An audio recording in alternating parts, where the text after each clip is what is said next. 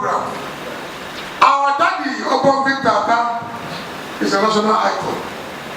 His views on this country, I can vouch anywhere I go, even in my book, with his permission, I'll mention his name. His views, he elucidates in all his papers, is the clearest roadmap to a truly prosperous, united, and better Nigeria. On behalf of the Igbo youth movement, we are honoring His Excellency today, Obonvik Tata. On behalf of the IYM, we honor His Excellency Obonvik Tata with the award of Great National Icon.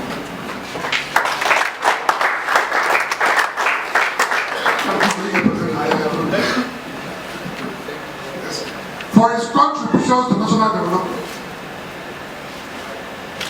Thank you very much. And I have the honor to present to you, Your Excellency. Thank you very much. Thank you very much. Congratulations, Your Excellency. Thank you, sir. Thank you. Thank you. So please, we have our daddy respond.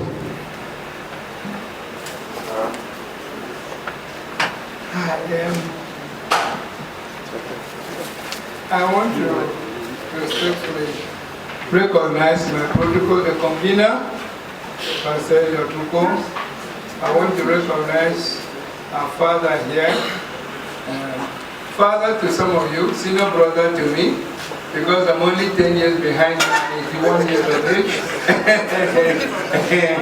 Chief Bazike Amechi, and all the other distinguished ladies and gentlemen in the hall, particularly those members of the Igbo youth movement that have found it possible to evade the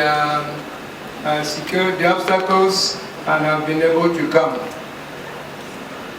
Yes, in making this response, I have a position to present to you, not a written position, because without meaning to be immodest, I think if I can consider myself some sort of an encyclopedia on what we are discussing today, how to make Nigeria work again.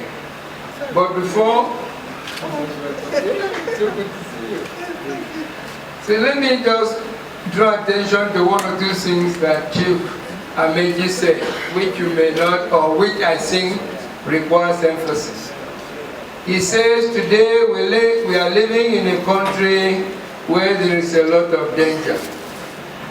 I want to point out, and I will in the course of speaking to you show why I say so.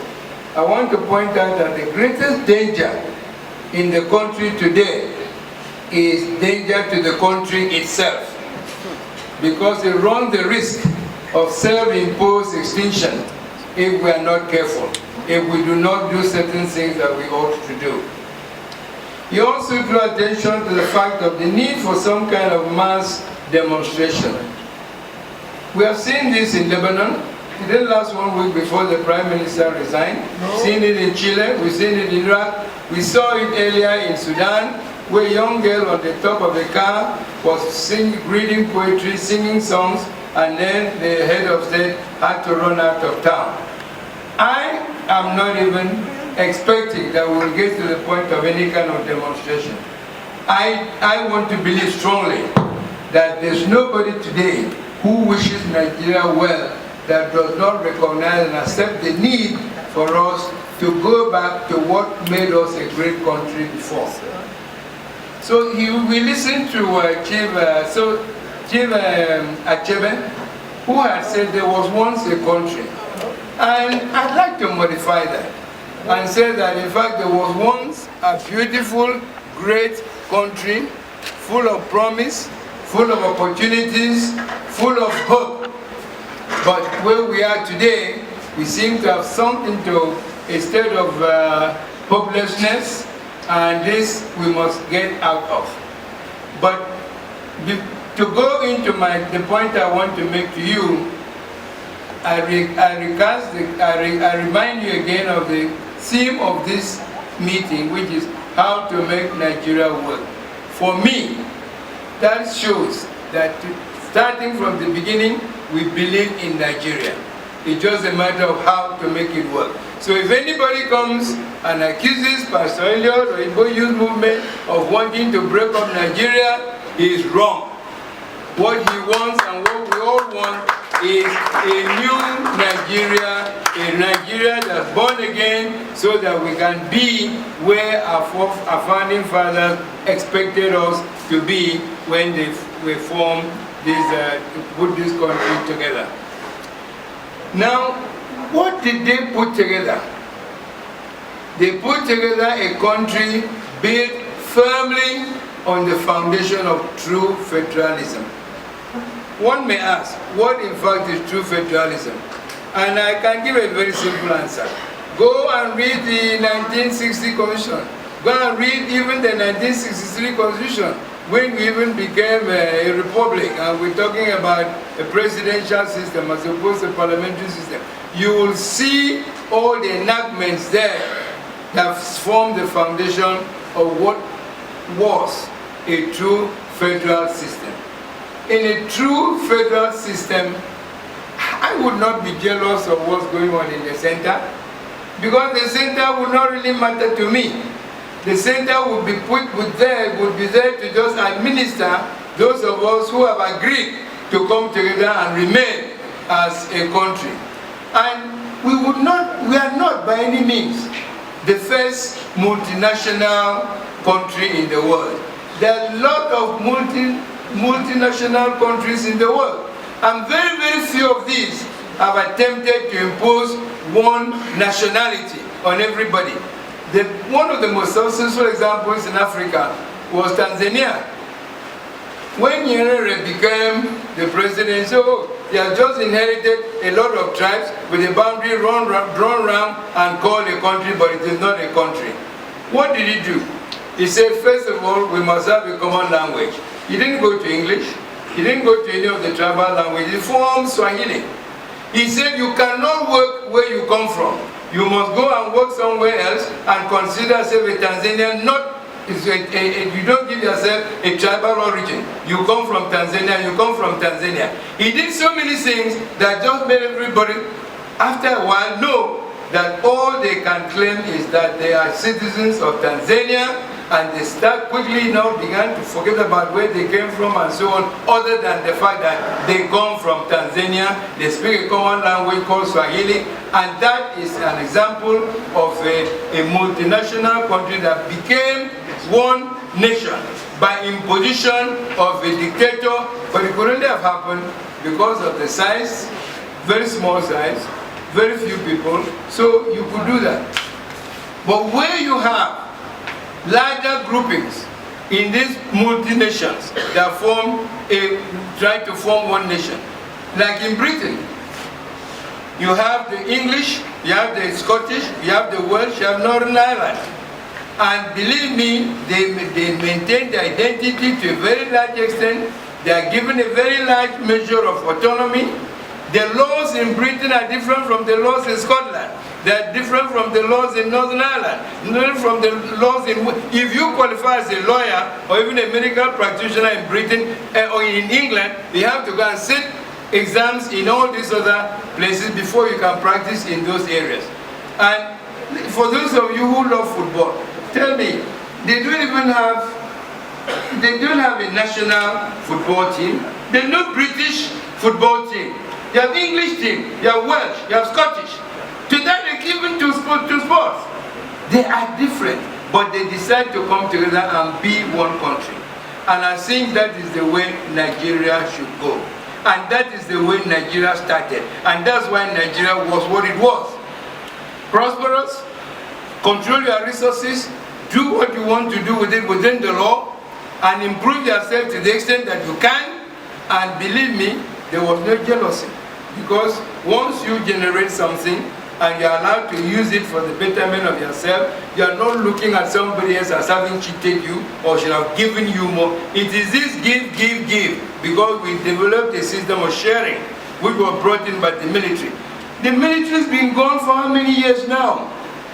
Why are we still keeping this one vestige of the military? The issue of gathering money and putting it in somebody's hand and then distribute. There's nobody however honest, however willing it may be, there's nobody that can distribute it evenly. And there can never be even growth, even development in or even equal means in a federation.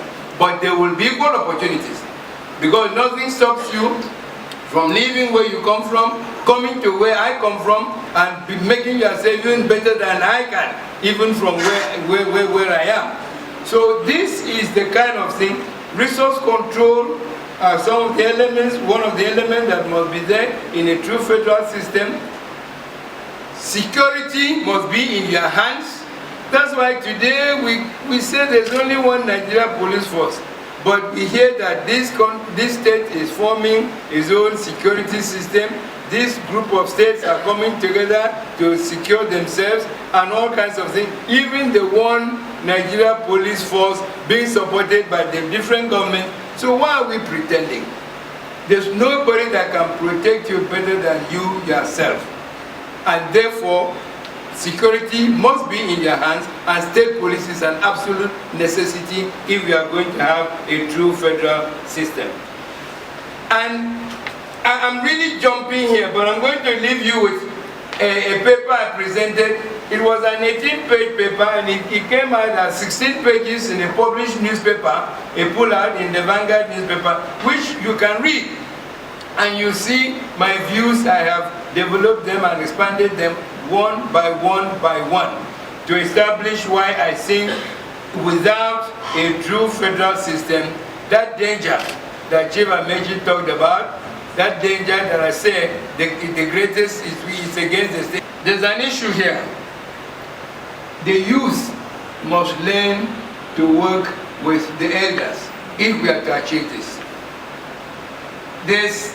If you look at, you're looking at the video of what happened 20 years ago, you will see Chief Chizzy Ono. I'm just seeing that video for the first time, but we're taking notes. He was not the same age as Chief Chukwuemeka Ezefe, who is also in that video, nor was he the same age as young Mbakwe or even Chief Odumogo Chukwu. They're all there. There's nothing frozen in time. You are doing the best you can and the most you want, and you're sacrificing a lot to achieve what you want. It would be an injustice to you if tomorrow the younger ones come and say they don't want to work with you because you're now an elder. After all, when you were the youth, you were propagating the same things as they are. So the fact that you want to achieve something, it must be holistic, and everybody must be involved. Everybody must be convinced the same point of view. A house divided against itself is bound to fall. So whatever may have been the grudges, talk to the elders. You can, but with respect. We say in my place that an elder can see sitting down what a young man cannot see from the top of a tree. They do see certain things, they do have certain antecedents that help them to make certain decisions.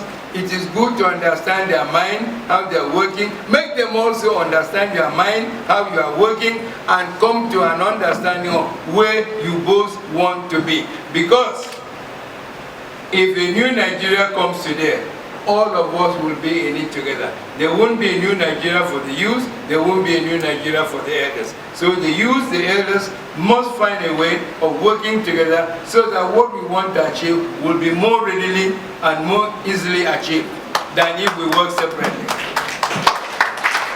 The other thing that sometimes agitates us is this issue of regionalism and what should be the federating units. I have tried to show that if you take one step forward and then you want to take 10 steps backward, you not only stop where you were, in fact you will go far behind where you used to be. So I'm one of those who believes clearly that whether it was the right thing to do, was not the right thing to do, states have been created out of the regions. An attempt to reform those regions, in my opinion, this is my opinion, is not likely to succeed. Not only because the processes by which you do it will be impossible to achieve in your lifetime, but because there's absolutely really no need to do that. You can form regional corporations but as states, let us accept the states as the federating units that come to stay. Tell anybody today to surrender power because you want to merge with another state. See the resistance you'll get. Consider what will happen to the people you'll throw out of work. There's a civil service establishment here with quite a few, in fact, some of them, few hundred thousands of people, if not millions. And then, so if you now combine them, how many people will you throw out of work? Would you want to do that? So let us accept this. Let's start from here. If in future some people want to find a way of coming together, let it be that they voluntarily came together, but let us not make it a condition for us to get to where we really want to be. Because for me, where we really want to be is in a true federal arrangement. And in a true federal arrangement, there's a relationship only between the center and the federating units. And I'm advocating that we should accept the states as they are, as the federating units. Some people say the states are not viable. I disagree. I came here with 2 newspaper articles. One of them, and in fact, only they 1 day apart. Only 4 states are viable in Nigeria. And I looked at how they came to the conclusion. And they're saying the ratio between internally generated revenue and what they collect at federation account is too low. Therefore, they are not viable.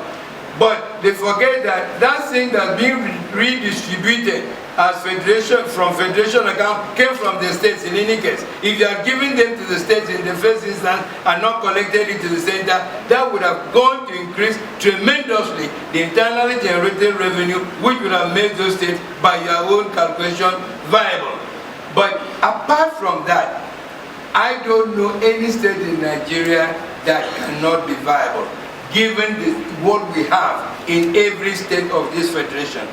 And I'll show you another one, World Facts. And the subtitle is One Small Country in Africa. Seychelles is not up to 100,000 people. It is a country sitting at the UN with you. Less than 100,000 people, followed by Sao Tome and Principe, just over 120,000 people. A country sitting at the UN with you, and you want to tell me that a state in Nigeria, any one of which so much larger than these 2, and they name all of them here, the small states of Africa, that are doing very, very well, including even places like Mauritius. You want to tell me that a state in Nigeria, so much larger than any one of these, with all the resources we have and the trained manpower, cannot be viable within a federation? They can. You see, these people that said some states are not viable, they went on to actually expose the, what's the word? Idiocy of the whole thing. Because they point out to you that one state, and I looked at that particular state, is a much larger state with a much larger population, spends 43 billion on recurring expenditure. A much smaller state with smaller population spends 220 billion as recurring. What does that tell you? It just tells you that we have misplaced our priorities today.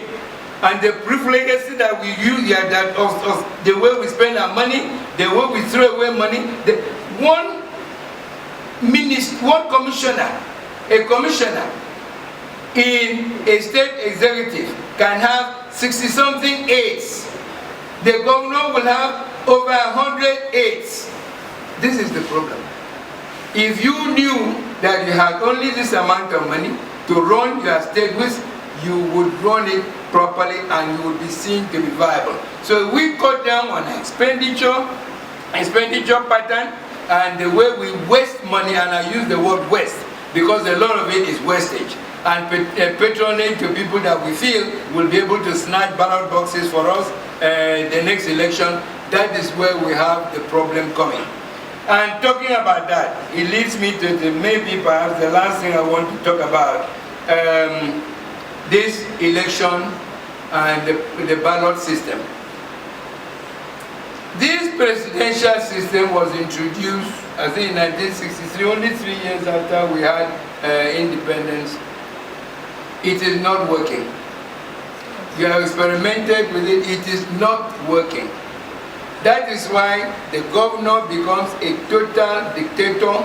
There's nothing a governor wants to do today that he cannot do, because neither the executive is a set of commissioners, the executive council, nor the House of Assembly can stop him.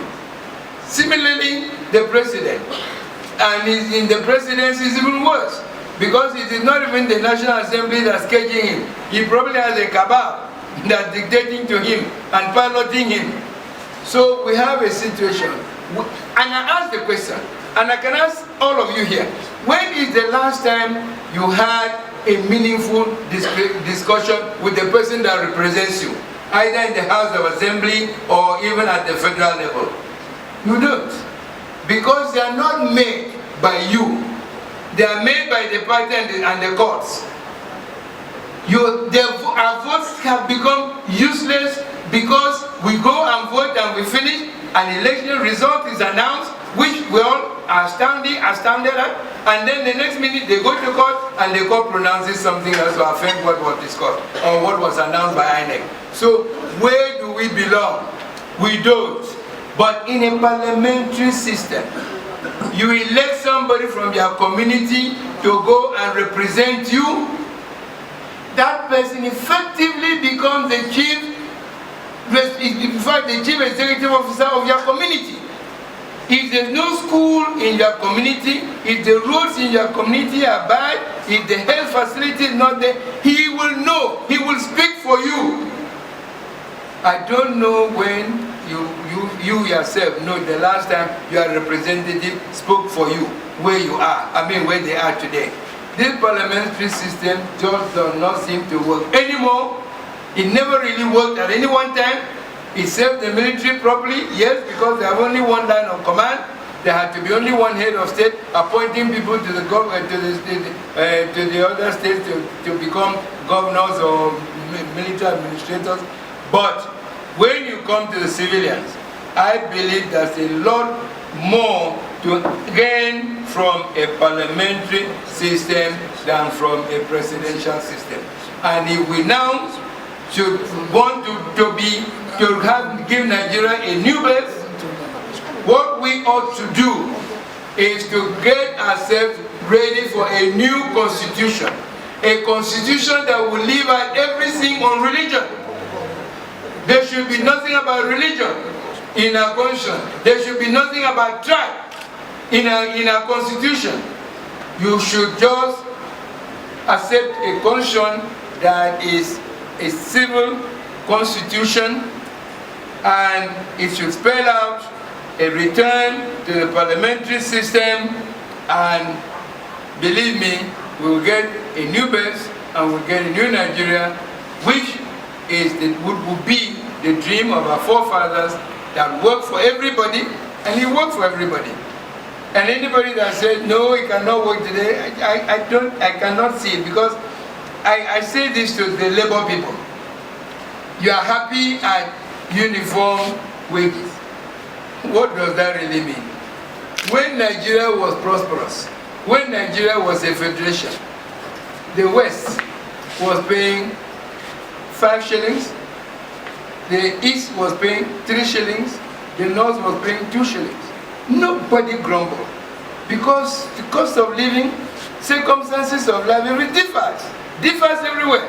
But today we want newspaper to cause the same in Lagos, where it is.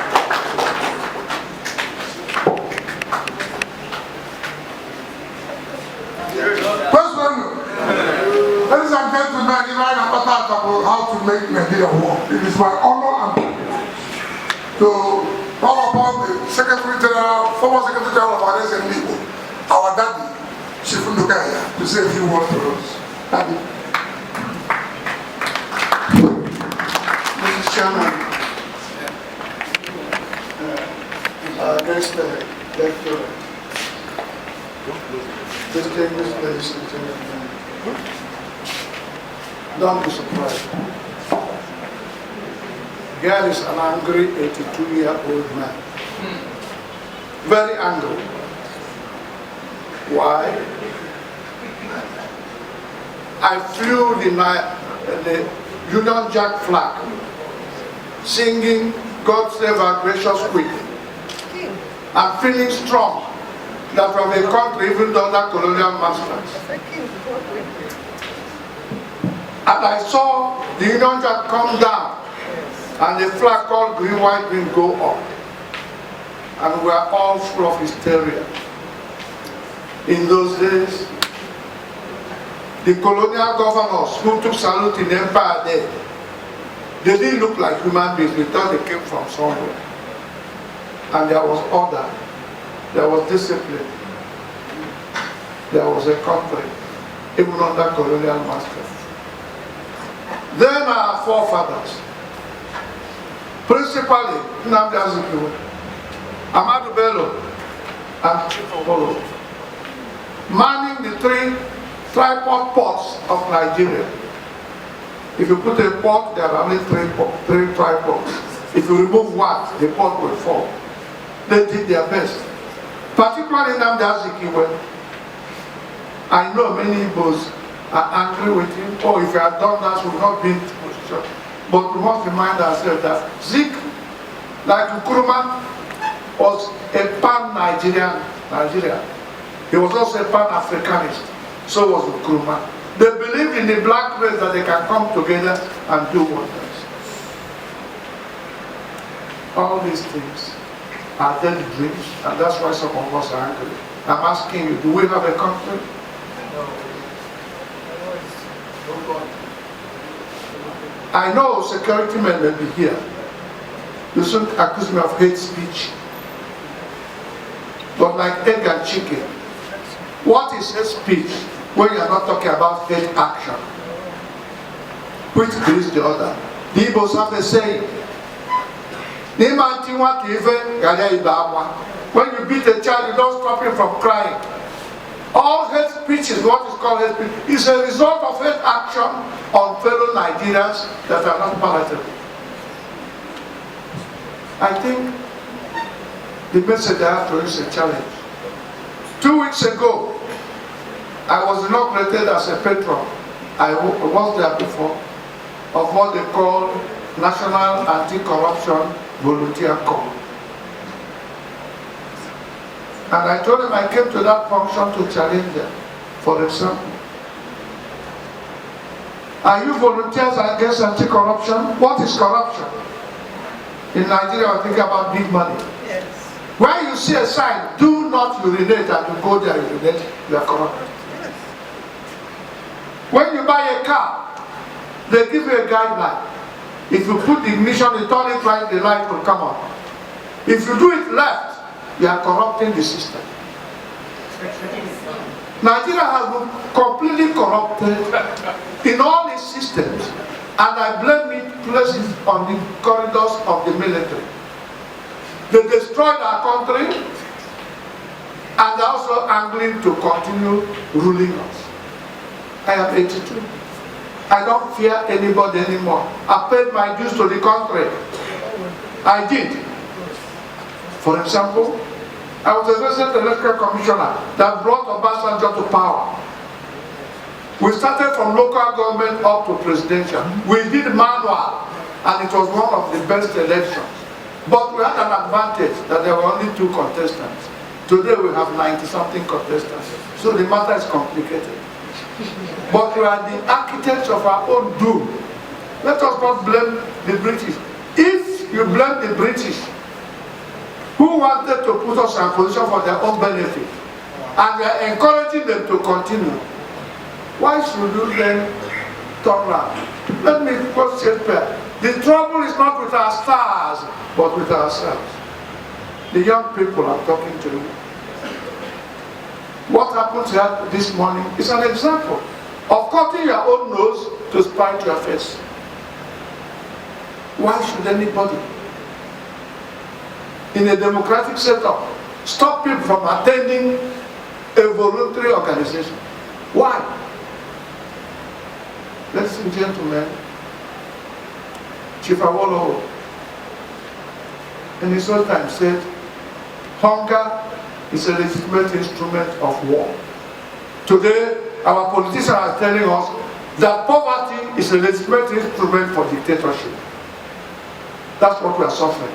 The day, young man, because you are hungry, because you cannot fend for yourself, you go to a politician, what can we do to start eating? He's got you soul and body, and he will do anything he asks you to do. That is the position in which we are. We are being properly and deliberately impoverished. Deliberately. Who said Nigeria doesn't have money? Who says so? My chief speaker made reference to the old times.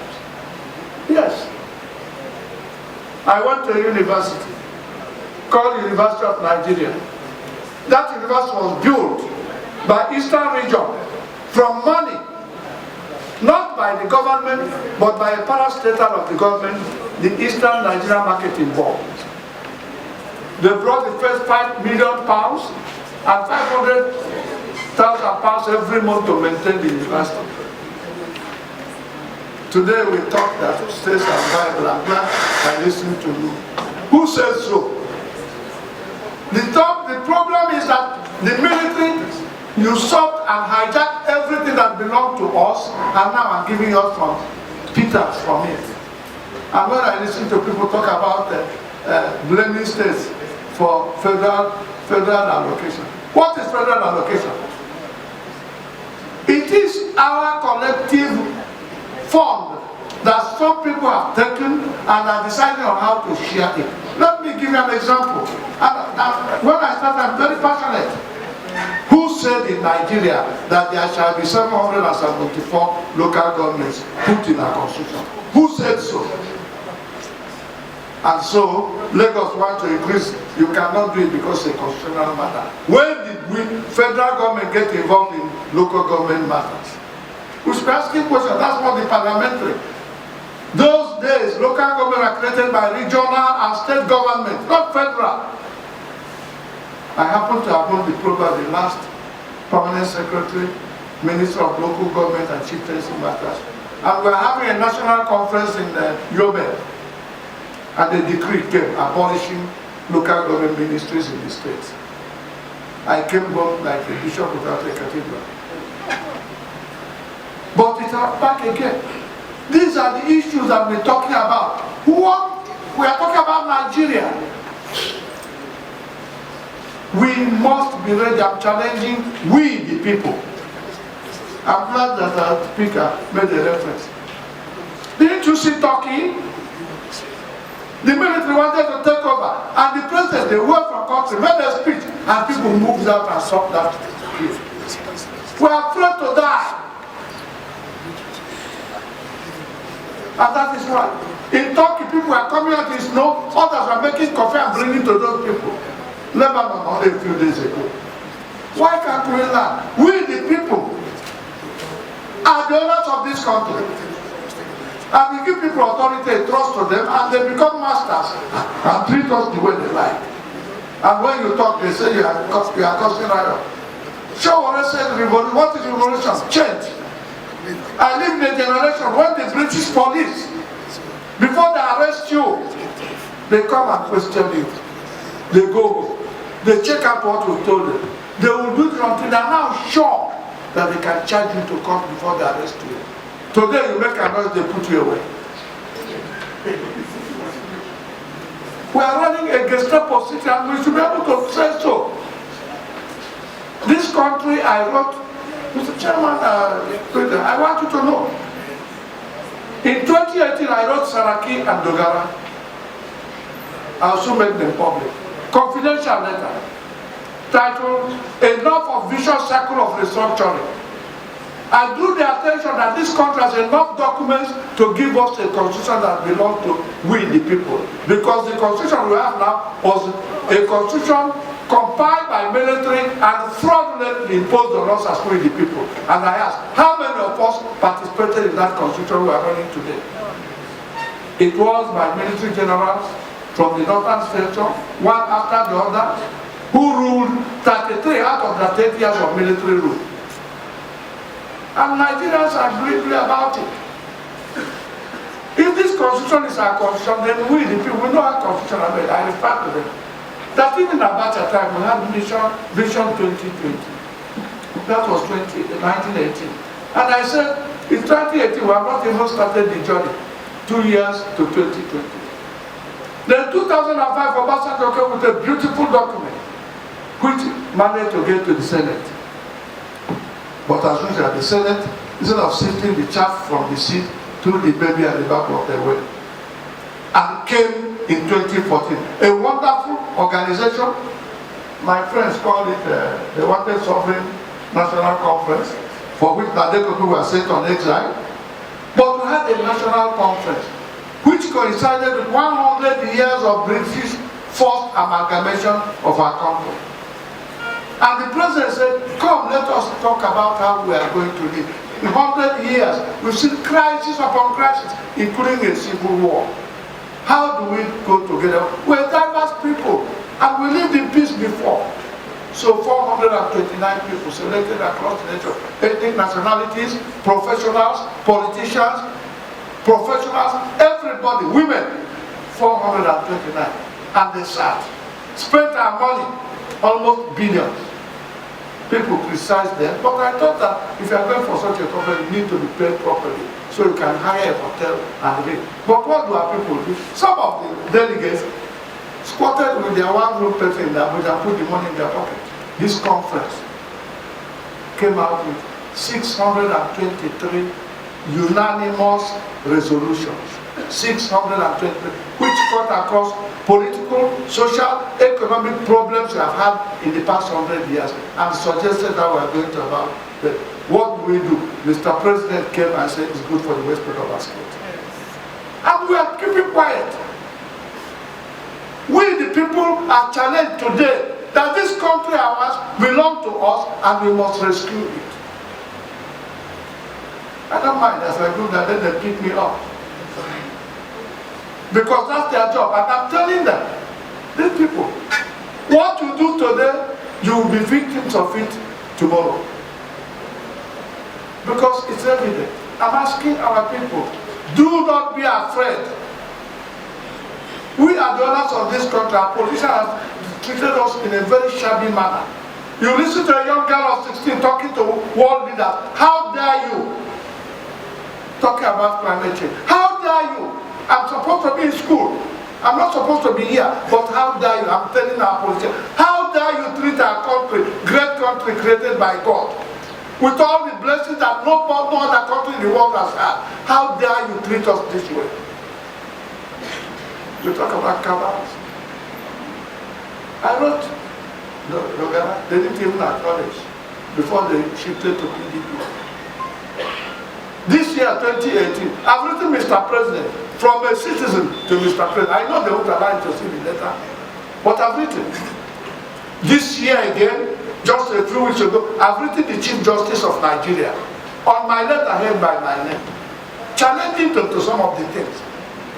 Gentlemen and ladies, we should now start shouting. No more silence, because we cannot die in silence.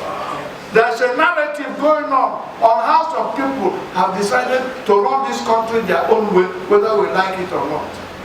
It's for us to say, okay, good, do so, or do not do so. The ball is on our court.